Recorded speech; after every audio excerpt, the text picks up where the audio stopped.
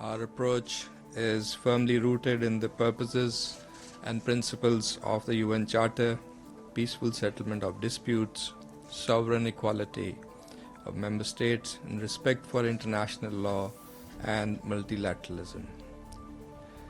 I would like to present to you some of the key highlights from the program of work, which was adopted earlier this morning by the Security Council.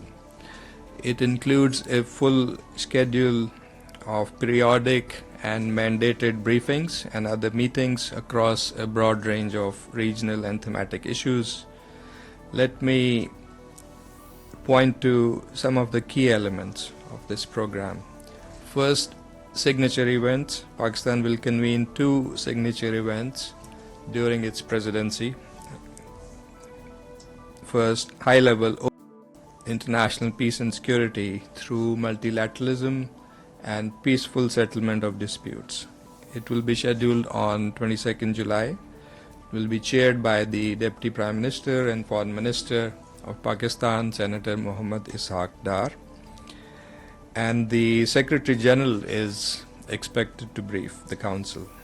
The debate stems from the fact that today's crises often emerge from unresolved disputes, erosion of international obligations, and often underutilization of peaceful means enshrined in the Charter, including those in Chapter 6 of the Charter.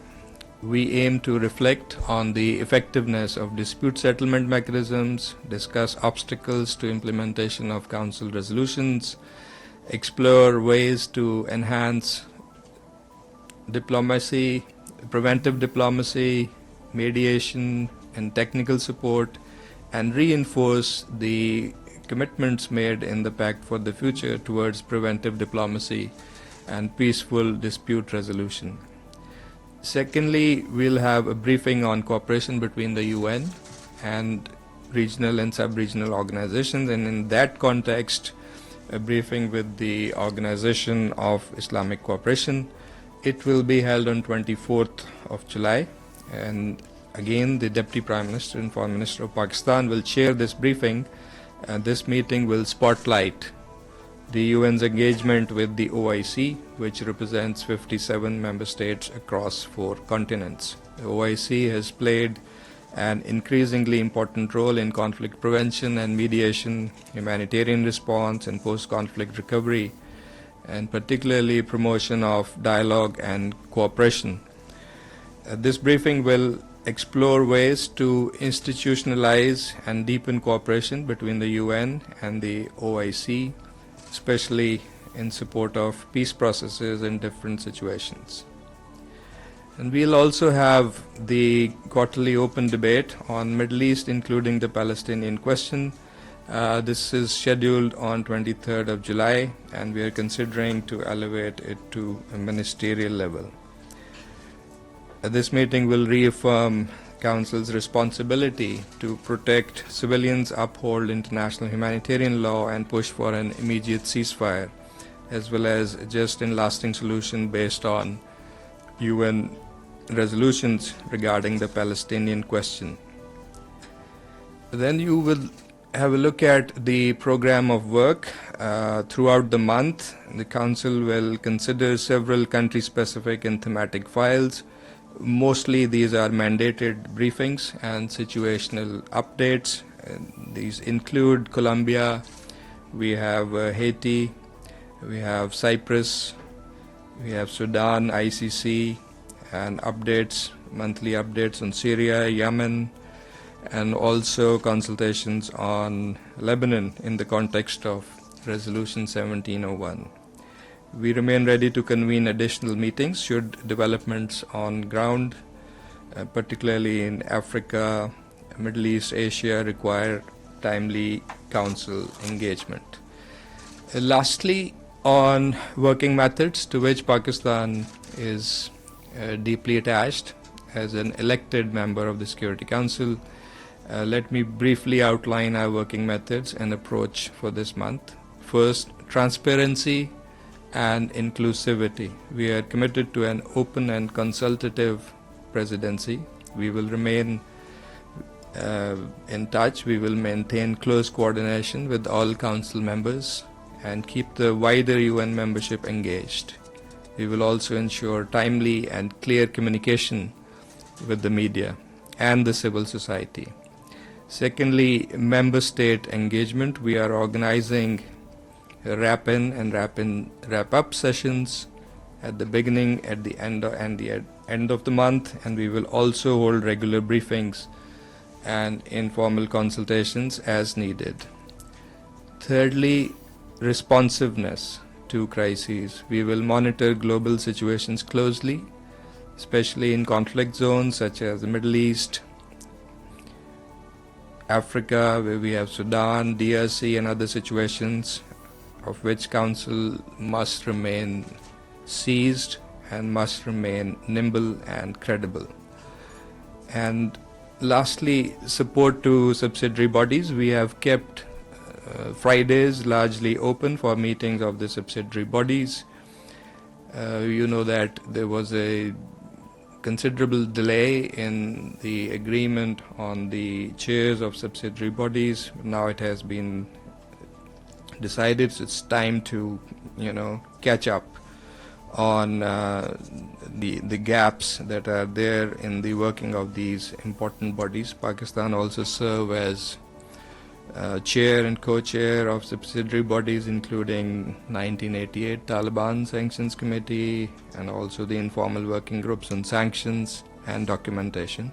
We will continue efforts to enhance transparency, accountability, and coherence in the work of these bodies.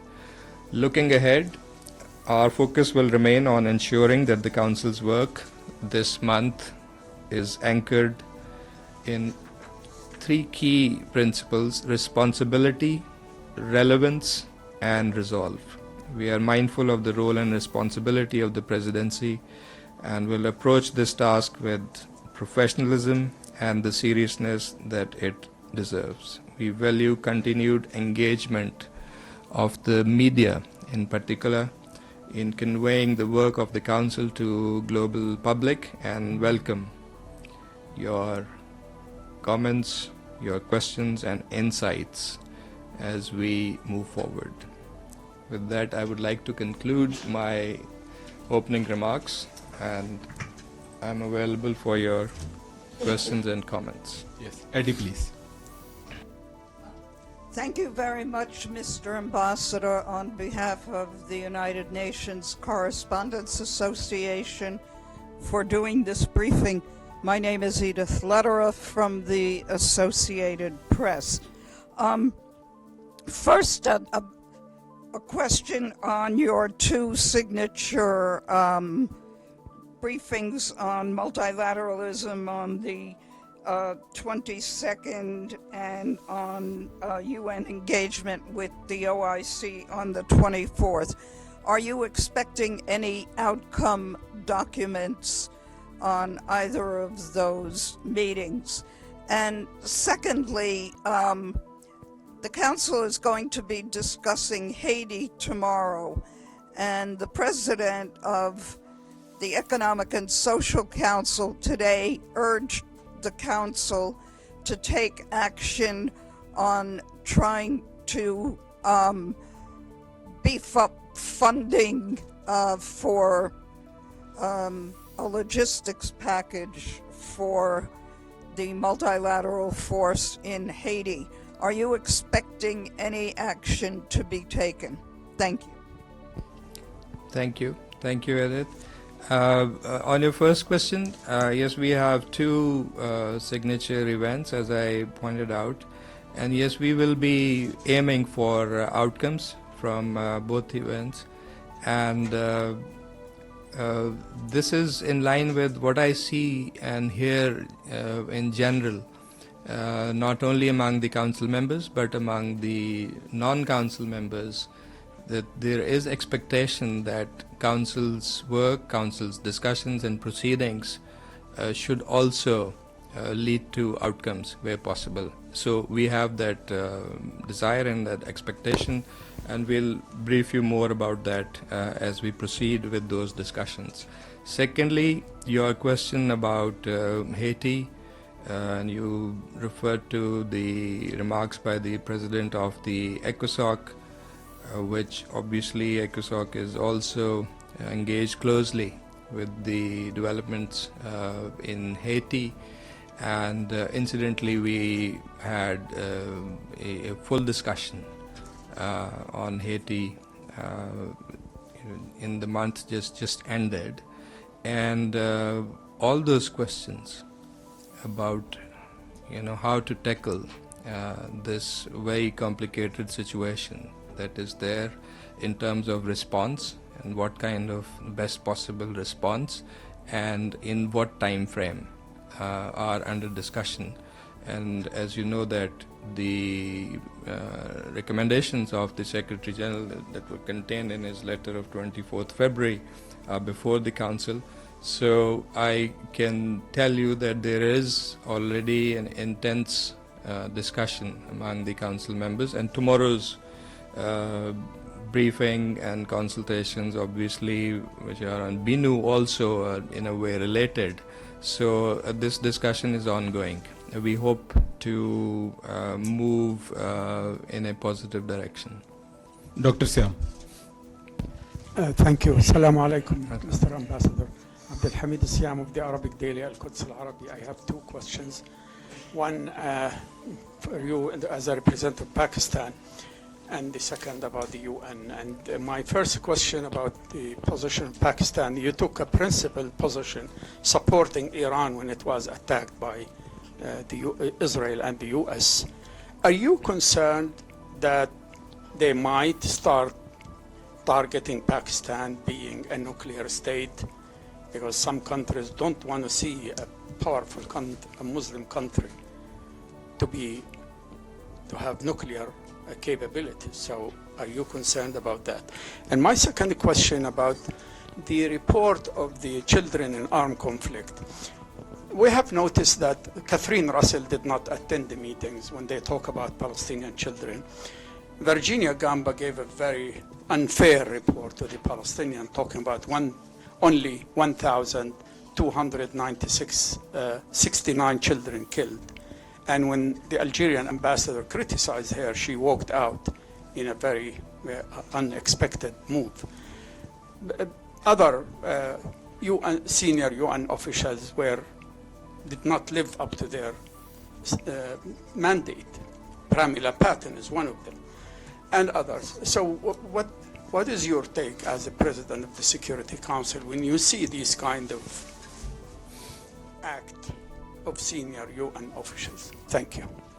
Thank you. On your first question, I believe I have to leave aside my role as the President of the Council and try to respond to your comment in my capacity as the representative of Pakistan. You've rightly noted that we have expressed our support. Not only our support, we have clarified and stated our position on that conflict very clearly in the Council, outside the Council, and our position is principled and is based on international law and respect for the UN Charter. And regarding your other question, which I believe is totally hypothetical, I don't think there is any relation to this with Pakistan and our strategic capability, which is well known and is not at all related to the situation in Iran. Secondly, your question about the debate and I would say historical context about the work on children and armed conflict. First of all, this is a very important mandate, and we believe that, and as a council member, we believe that in considering such important mandates to which not only the Security Council, but the wider membership and the international community, including the media, have great interest.